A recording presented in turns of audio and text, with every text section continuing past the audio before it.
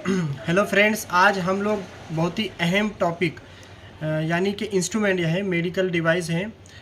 ये देखे होंगे आपने, बहुत सारे लोगों का जो है तो ये सपना भी था, मेरा भी सपना था जिसको मैंने पूरा किया। बहुत सारे लोग अभी नीट प्रिपेयरिंग कर रहे हैं और डॉक्टर बनने का ख्वाहिश करते हैं और ये चाहते हैं कि बस इस तरह ये है तो उनके गले के अंदर लटका रहे।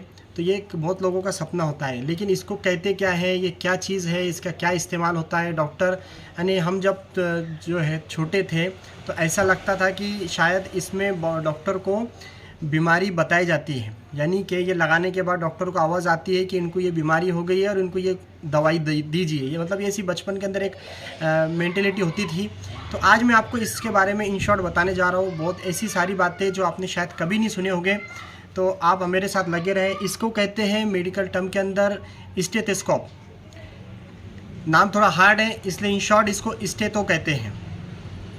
और दोस्तों, इसको हासिल करने के लिए बहुत मेहनत करना पड़ता है किसी के पास, यानी कि देख लेने से, कोई इसको अपने गले में डाल देने से जो है तो इसका काबिलियत नहीं हासिल होती, बल्कि बहुत मेहनत करना पड़ती है। और ये बहुत बड़ा आर्ट है डॉक्टर का। जो भी डॉक्टर होता है, रजिस्टर्ड डिग्री वाला डॉक्टर होता है, उसका एक हुनर होता है और उसकी एक स्किल होती है। मेरी अपनी प्रैक्टिस लाइफ में भी मैंने इसके बहुत अच्छे यानी कि फ़ायदे देखा हो कि ये देखने के बाद हम बहुत ज़्यादा अच्छे से जो है तो डायग्नोस कर सकते हैं।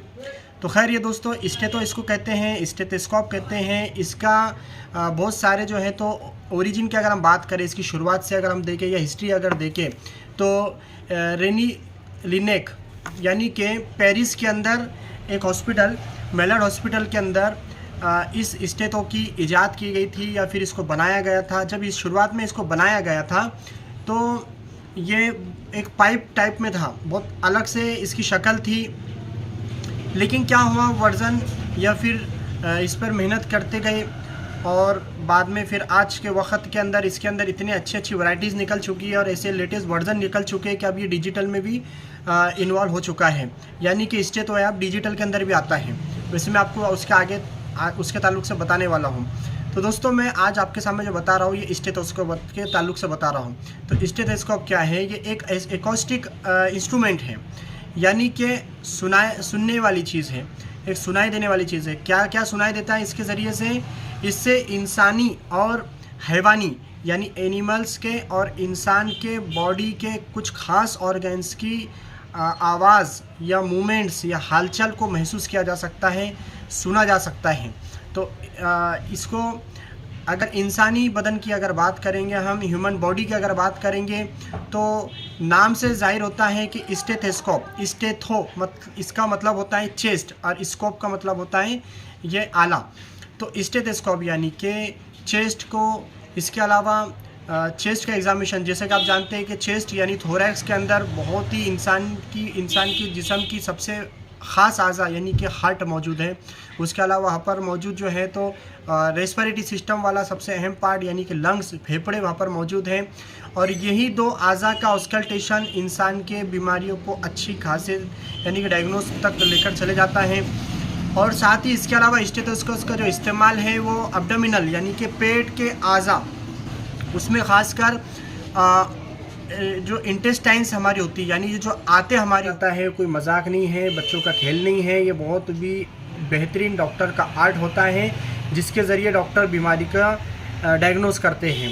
तो इससे पहले कि मैं इसके इस्तेमालात बताऊँ, फ़ायदे बताऊँ और इसके बारे में कुछ अहम बातें बताऊँ, इससे पहले हम लोग जो है तो इसके डायग्राम को अगर हम देखते हैं, यानी स्टेथो की अगर हम बात करते हैं, स्टेथो की अगर हम बात करेंगे तो इसमें ये जो अलग अलग पार्ट्स इसमें दिख रहे हैं, तो इसको मैं इसके ताल्लुक से बता दूं कि ये जो दिख रहा है ऊपर का, जैसे हेडफोन के ताल्लुक से आप जानते होंगे, तो वैसे सेम इसको भी ये जो है तो एयर पीस जो है। अब ये दोस्तों, ये जो दिख रहे हैं, ये जो कान के अंदर इसको डाला जाता है इस तरह से, और कान के अंदर ये फिट होता है रबर के, इसके ऊपर जो है तो कवर लगा हुआ है, तो इसको ईयर पीस कहते हैं। और ये जो ट्यूब यहाँ पर दिख रहा है इसको स्प्रिंग कहते हैं।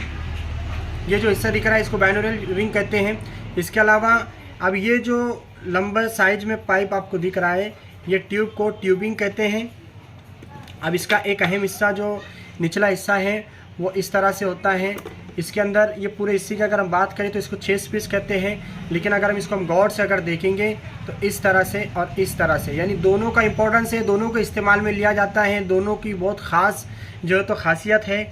अब ये जो दिख रहा है आपको, इसको हम लोग डायफ्राम कहते हैं, और ये जो पीछे का हिस्सा है इसको हम बेल कहते हैं, और ये जो हिस्सा दिख रहा है आपको ये स्टीम कहलाता है।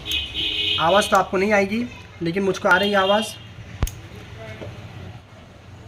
तो ये जो दिखाई दे रहा है आपको दोस्तों, ये इसका डायफ्राम है, ये वाला हिस्सा जो तो इसका बेल है, ये वाला जो हिस्सा है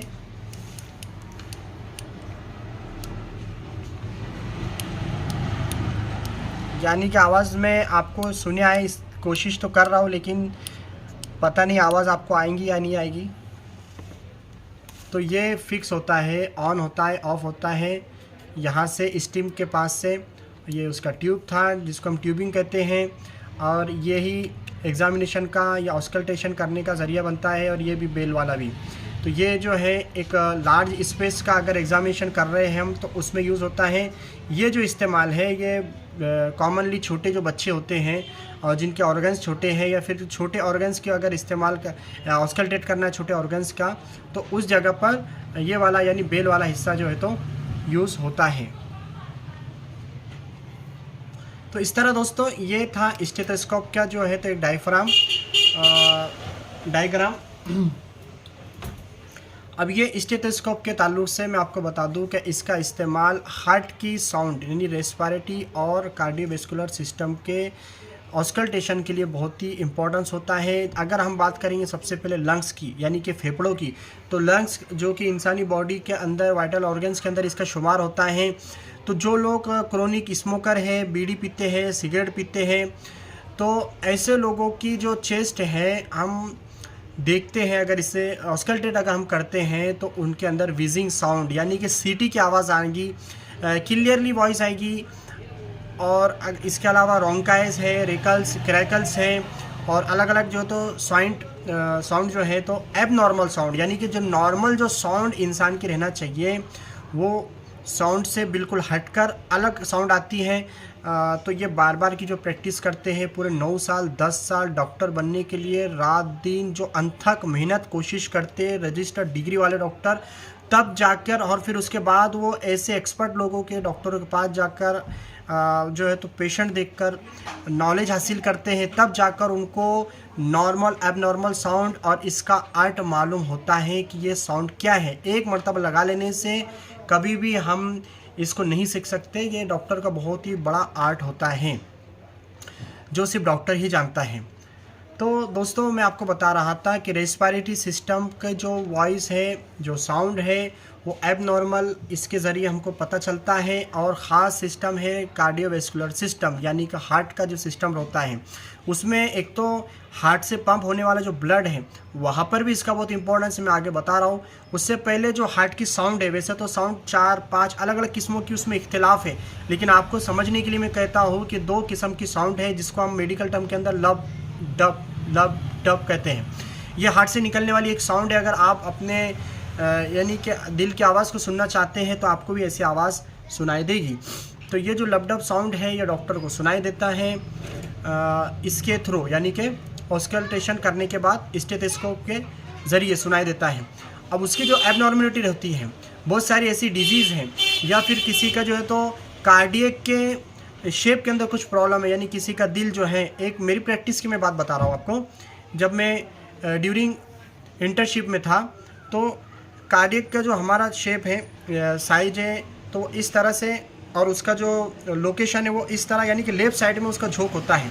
लेकिन वो पेशेंट ऐसा था कि उसका राइट साइड के अंदर उसका तो झोल था। तो इससे ये भी एक मेडिकल के जब मैं ऑस्कल्टेट कर रहा था तो मैं थोड़ा सा कंफ्यूज था।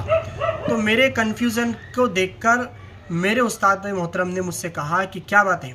मैंने कहा कि सर इनकी जो वॉइस है, जो साउंड है, तो थोड़ी सी मैं कन्फ्यूज़न में हूँ। तो उन्होंने मुस्कराए और कहा कि हाँ मैं भी तुझे यही कहना चाह रहा था कि देख 100 में से 2 से 3 पेशेंट ऐसे होते हैं जिनका हार्ट इस साइड में होता है, तो उनकी जो वॉइस है वो अलग होती हैं, वो थोड़ा सा कन्फ्यूज़न होती है। तो इसीलिए मैंने आपसे कहा कि डॉक्टर बनने के लिए 9-10 साल जो लोग अंत तक मेहनत करते हैं, उसके बाद प्रैक्टिस में बहुत रात दिन मेहनत करते हैं, फिर ऐसी चीज़ें, ऐसा पेशेंट मिलना, फिर एंड टाइम पे बात समझाना इतना आसान नहीं होता। तब जाके मुझे बात पता चली थी कि ये पेशेंट इस टाइप का है और इसकी साउंड इस तरह से आती है। तो मेरी अपनी प्रैक्टिस में भी मैंने इसके बड़े अजीब अजीब चमत्कार देखा है। एक पेशेंट जो मेरी कॉलोनी का था, मैंने उनको जब ऑस्कल्टेट किया था तो और ऑस्कल्टेट करने के बाद मैंने उनसे कह दिया कि ये पेशेंट जो है तो ARDS से रिलेटेड मुझे इसके अंदर जो है तो साइन एंड सिम्टम्स नज़र आए, और ऑस्कल्टेशन करने के बाद बिल्कुल मुझे ARDS यानी कि एक्यूट रेस्पिरेटरी सिंड्रोम डिजीज़, ये कोविड के जैसे लक्षण उसके या सिम्टम्स होते थे। तो यकीन मानो वो पेशेंट जो है तो हार्ट सेंटर गया, और उसका जो 8 से 10 दिन के बाद वो जब डिस्चार्ज होकर आए तो उनके डिस्चार्ज कार्ड के ऊपर डायग्नोज, जो फाइनल डायग्नोज था, कंफर्म डायग्नोज था, वो ARDS ही था। तो मुझे ये सुनकर बहुत खुशी हुई कि मैंने इस स्टेथोस्कोप के ज़रिए एक कंफर्म डायग्नोज किया। तो ये बहुत ही हेल्पफुल होता है डॉक्टर के लिए, और बहुत ही बेहतरीन चीज़ है डॉक्टर के लिए। एक बहुत बड़ा, यानी यूँ समझ लीजिए हर इंसान का कुछ ना कुछ हथियार होता है, तो डॉक्टर का ये एक हथियार है।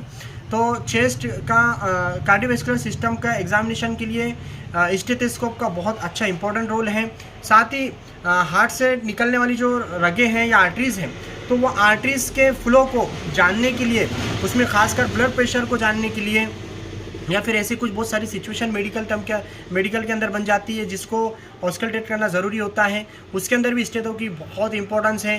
जैसे कि मैं आपको बेस्ट एग्जांपल देता हूँ, BP चेक अगर हम कर रहे हैं, ब्लड प्रेशर अगर हम चेक कर रहे हैं, तो एक तरफ स्फेग्नोमैनोमीटर होगा यानी कि BP चेक करने की मशीन होगी, तो दूसरी तरफ ये स्टेथो जो है तो उस जगह लगाया जाएगा और ऑस्कल्टेट किया जाएगा, तो उससे क्लियरली वॉइस आती है ब्लड प्रेशर की। तो ब्लड प्रेशर इसके ज़रिए मालूम हो सकता है। अगर हम इंटेस्टाइन्स की बात करें, इंटेस्टाइन्स के अंदर भी पेरिस्टाल्टिक मूवमेंट, इसके अलावा दूसरी बहुत सारी मूवमेंट होती है इंटेस्टाइन्स के अंदर, तो वो भी नॉर्मल एबनॉर्मल डॉक्टर को पता चलता है।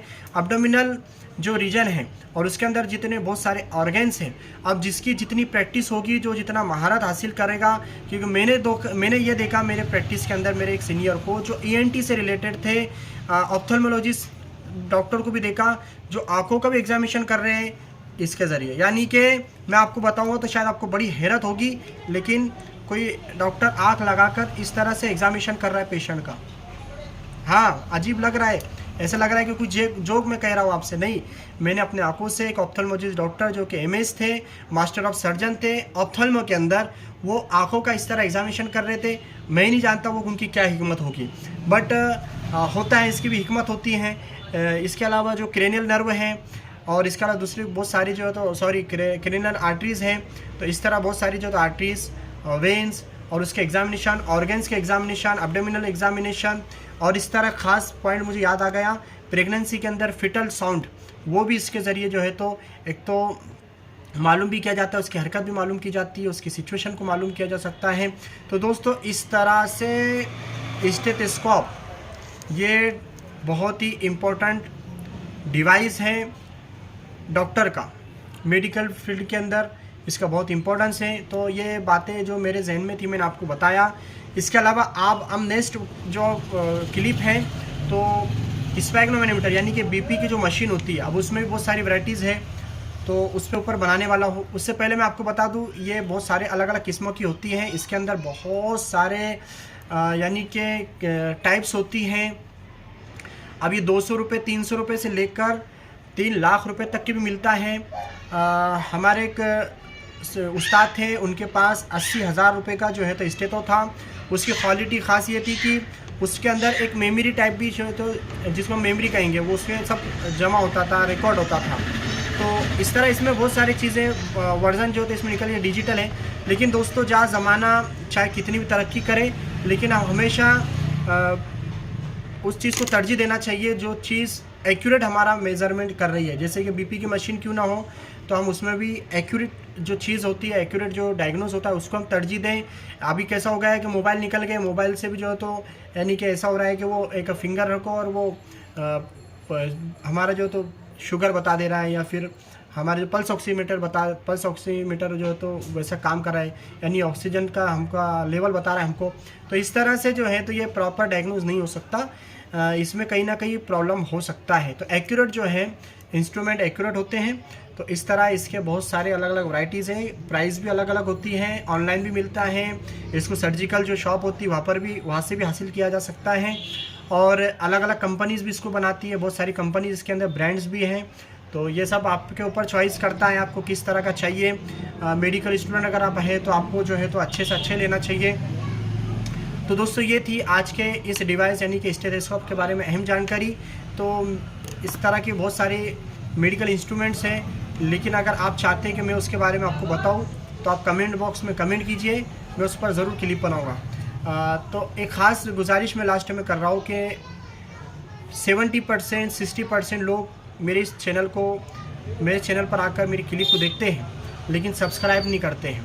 तो ऐसे लोगों से मैं गुजारिश करता हूँ कि प्लीज़ चैनल को सब्सक्राइब कर दें और बेल आइकन को प्रेस कर दें।